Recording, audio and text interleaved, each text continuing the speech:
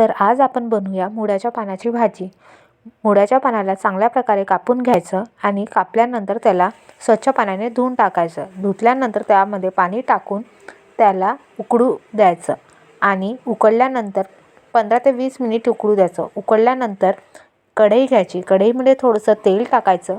एक कांदा चिरून घेतलेला, तेल गरम झाला की त्यामध्ये कांदा टाकून द्यायचा।